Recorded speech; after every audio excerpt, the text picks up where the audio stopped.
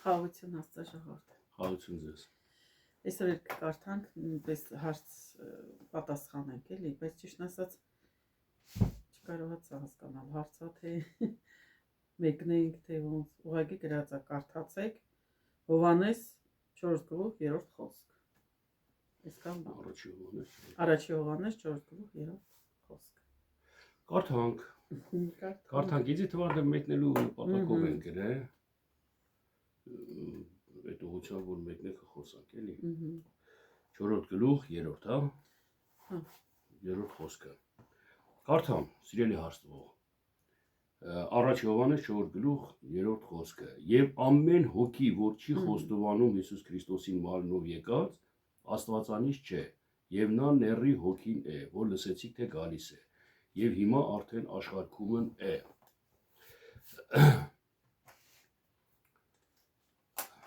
Ինչ կկրահես։ Ես մտածում եմ sense Մելանյա, որ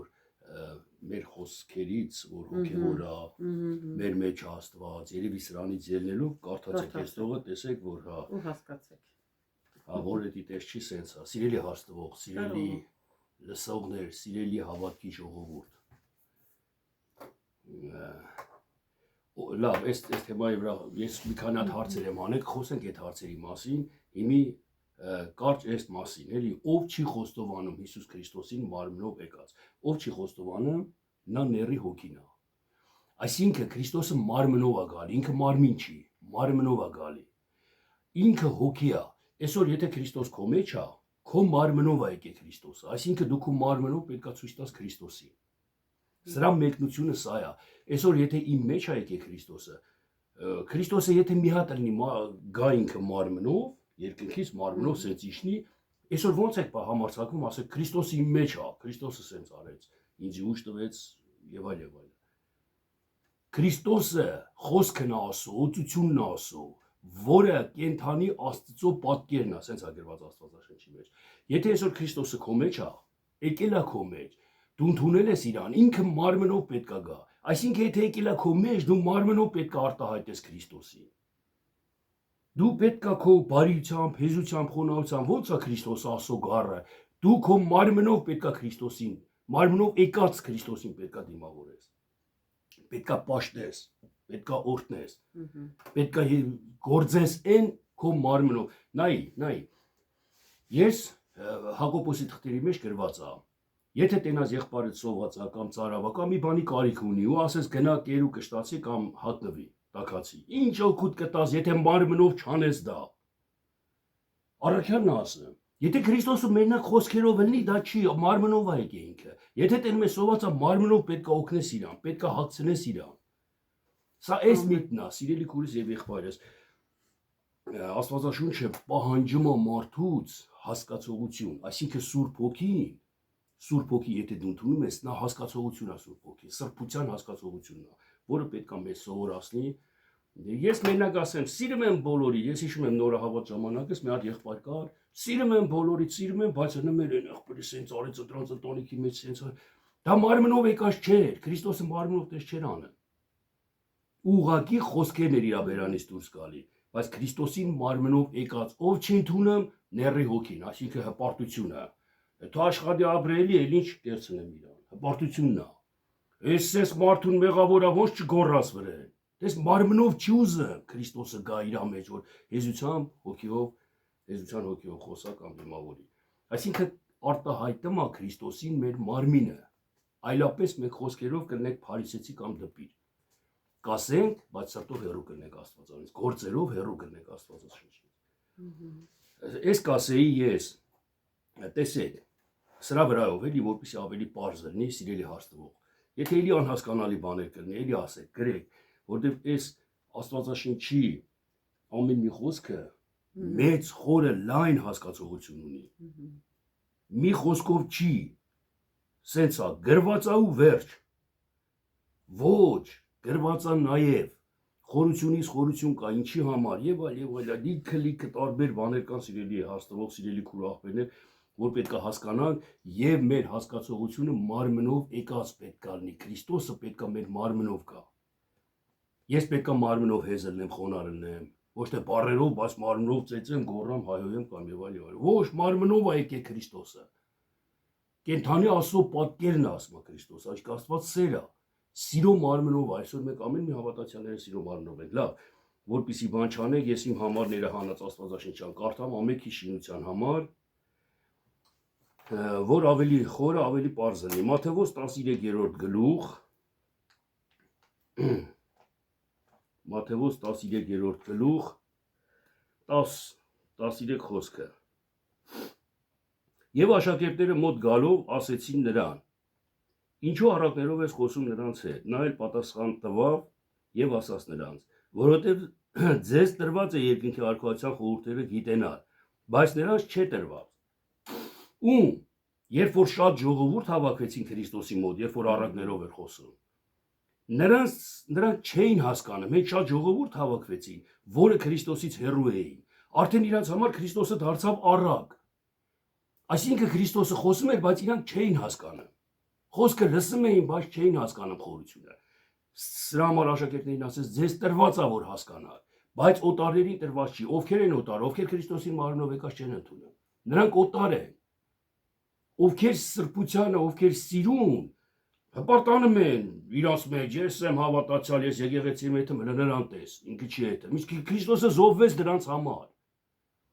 Քրիստոսը ամեն բան արեց դրանց համար, ասում է ես եկա Իսրայելի կորած ոչխարների համար։ Հասկանում եք, սիրելի քույրեր եւ եղբայրս,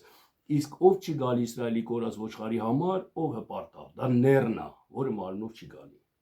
Ինքը չի ուզում մարմնով ժամանակ ծախսի գնա եկեղեցի, ժամանակը զոհաբերի կամ իր ստացվածքից ինչ-որ մի բան օգնեն մյուսին չունևորին, դա մարմնով չի, դա հպարտությունն է, ներն է, ների հոգին է։ Ստեղ Քրիստոսը խոսած, որ առակներով է դրանց համար, նման մարդկանց համար Աստծո խոսքը առակ է, կարդում եք չեն հասկանում, կարդում եք ինը պետք է գլխին շոր գցի, բայց չեն հասկանում, դա ինչ է, դու պետք է գցի ու վերջ, հասկանում եք, դրա համար անհասկանալի ու առակ է, Հիսուսն ասաց, որ ձեր համար հասկանալի է, դուք իմ աշակերտներն եք, դուք իմ հետ եք անընդհատ, ուր հետամ իմ հետ եք գալի, իսկ իրանք չէ,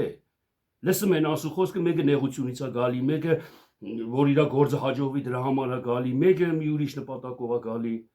դրանց համար առակ Աստվածաշնչի խոսքը։ Տեսեք, կարդամ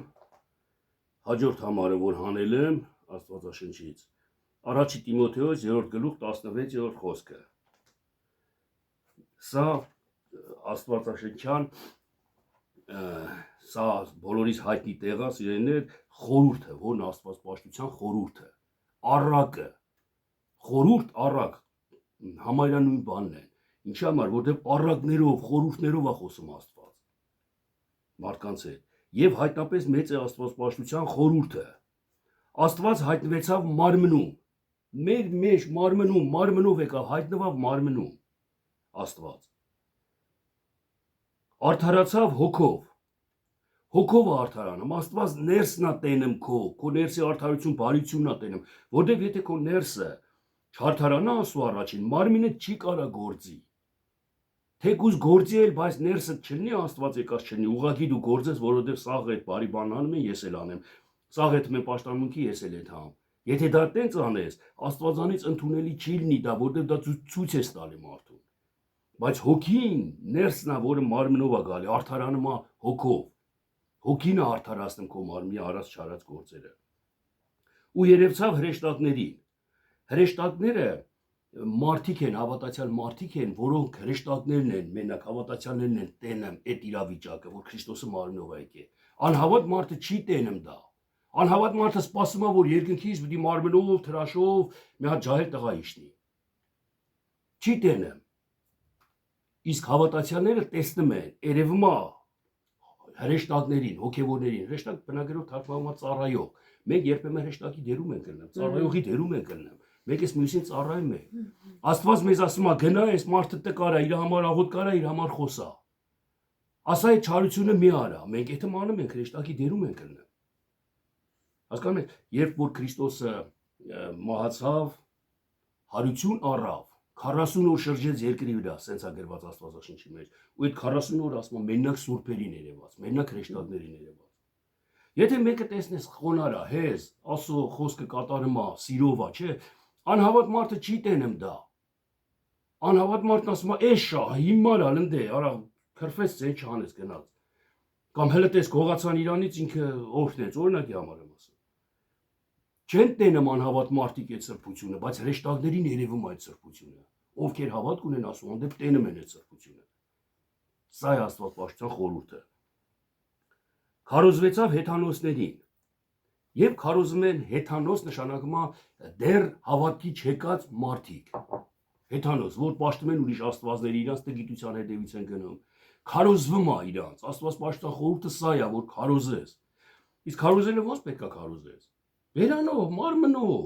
Մարմնով է եկած Քրիստոսը։ Շատ ժամանակ մենք քարոզում ասում ենք, Աստված ինձ ասեց, որ սենց ասեմ։ Այսինքն մարմնով ես ասում, չէ՞։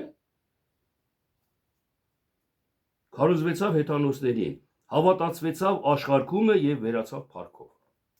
Սա է Աստվածաշնչյան խորհուրդը, սիրելի հարստվող, սիրելի քուրեր եւ եղբայրներ։ Որ Աստված հայտնվում է ամբողջ միտքը հարցի, նայա, չէ, որ մարմնով եկած Քրիստոսին ով չի ընդունում։ Տեսեք, ես մի տեղ եմ, երկու տեղ եմ անեկան հետ կարդամ, Հռոմեացիների 8-րդ գլուխ, Հռոմեացիների 8-րդ գլուխ, 4-րդ խոսքը։ Չէ, կներեք։ 5, 6, 7-րդ խոսքը։ Որովհետև մարմնավոր լինողները մարմնի բաներն են մտածում, իսկ հոգևոր լինողները հոգու բաները։ Որովհետև մարմնի խորհուրդը մահ է, եւ հոգու խորհուրդը կյանք եւ խաղաղություն։ Որտեղ մարմնի խորհուրդը Աստծո դեմ թշնամություն է, որտեղ Աստծո օրենքին չի հնազանդվում եւ կարող էլ չէ։ Եվ նրանք, որ մարմնով են, չեն կարող Աստծուն հաճելի լինել։ Ոչ թե մարմնով լինողի մասին է, այս միսու արունով են չեն կարող Աստծուն հաճելի լինել, որ մարմնավոր են մտածում։ Մարմնավոր են տեսնում։ Շատերին ասում եք Աստված ուր է, նիմ ներսն է։ Բան մի օր մեկին ծիծաղալով ասի, «Բա ում ես սպասում», ասում ես, «Հեսա Տերը գալու է», որ քո ներսն է, ուր է գալու, ո՞նց է գալու։ Ախպեր ես ինչ ես ասում, հակառակ մեզ սկսեցին, հասկանում եք, մարմնով եկած։ Դու Քրիստոսը մարմնով, քո մեջ է ինքը։ Եթե դու ամբողջապես սիրով ես, ամբողջապես խոնարհությունով ես վարվում, Քրիստոսն եկել է քո մեջ, քո մարմնի մեջ։ Որտեղ ինքը մարմնով է գալի։ Ես կարդամ նույնը նորից առաջի Կորինթացիների 2-րդ գլուխ 14, 15, 16 խոսքը, ես էլ ամենքի շինության համար կարդամ։ Բայց շնչավոր մարդը Աստծո հոգու բաները չի ընդունում, որտեղ նրանք հիմարություն են նրա համար, եւ չի էլ կարող գիտենալ, որտեղ հոգևոր կերպով են քննվում։ Հոգևոր կերպով են քննվում։ Բայց հոգևոր մարդը ամեն բան քննում է եւ ինքը ոչ ոքից չի քննվում։ Որտեղ ով գիտաս Տիրոջ միտքը, որ բան սովորեցնել նրան, բայց մենք Քրիստոսի միտքը ունենք։ Սիրելի քուրես եւ եղբայրս, սրանք իսկականից կյանքի խոսքեր են։ Դու եթե Քրիստոսին քո մեջ տենաս, դու քեզ կտենաս Աստծո որդի, դու կհավասարակ կշռվես, դու ամմեկի հետ արդեն կվարվես ընենց, ոնց որ Քրիստոսն է քո մեջ վարվում, դու ընդունել ես իրան քո մեջ։ Իսկ եթե սպասում ես, որ ինքը գա, ուշացավ իր գալը, կայնի ես անեմ, են անեմ նոր։ Դե լավ, մեռնելուս վերջի րոպեներին նոր կհավատամ, ոնց է խաչի իր ավազակը հավատաս։ Հա, մարմնավոր լինողները չեն կարա հաճելի լինեն Տիրոջը։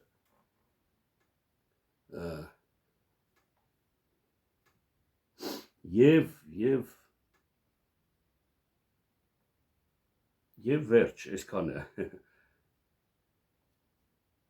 Թող Տերը փառավորվի, թող Տերը Հովհաննես 15-ը։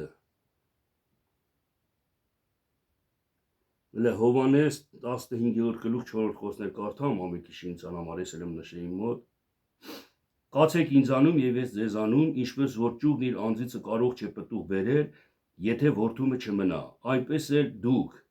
եթե ինձանում չմնաք։ Ես եմ որդը, այսինքն խորհուրդով է խոսում մի քիչ առաջ որ կարդացի Հռոմեացիների, Կորինթացիների ու շատ տեղեր Աստվածաշնչի մեջ այդ մասին գրված։ Քրիստոսը որդն է, մենք ճյուղերը, որդից ենք սնվում, որ պտուղ ենք տալի։ Քրիստոսը հոգին է, մեր մեջ է։ Մենք սնվում ենք Քրիստոսին, որ պտուղ ենք տալի, այսինքն բարի գործեր ենք անում։ Սա խորհուրդն է, սիրելի քուրս եւ եղբայրս, որը մենք եթե սա չիմանանք, եթե սա չանենք, նորից եմ ասում, մենք չենք տարբերվի կեղծավոր հավատացյալներից, կեղծավոր մարդկանցից, կեղծավոր կրոններից։ Կեղծավոր բառը թող կոպիտ չհնչի ձեզ։ Կեղծավորն է, որ մի բան անում ես, բայց չգիտես։ Մի բան անում ես, որտեղ սաղ անում է, ես էլ եմ անում։ Թեև իմ սրտի մեջ չկա, չեմ ընդունել Քրիստոսին, բայց կերպարանա փոխվում եմ, որ ասում է սատանան էլ լույսով հեշտակի կերպարան կհատնի։ Կերպարանվում եմ, մտում բարի եմ, բայց իմ ներսը բարի չի։ Սա է Քրիստոսով մարմնող եկած չընդունող ազնվորությունը։ Սիրելի հարց տվող, չգիտեմ որքանով օգտակար էլա ձեզ այս հարցը պատասխանելու համար, բայց սրանց մեջ ճշմարտություն կա, սրանց մեջ կյանք կա, մտածեք, աղոթեք դրա վրայով, եթե հարցեր կնի չեմ զազանա, նորից կպատասխանեմ ձեր հարցերին։ Տերը թող օրհնի ձեզ, երևի այսքանը մնա։ Ավարտին Աստված շատ օրհնի։ Ձեզ էլ, սիրելի Աստծո ժողովուրդ, գրեք, զանգեք։ Մեծ իրոք պատասխանենք։ Աստված ձեր հետ։ Աստված ձեր հետ, Տերը օրհնի։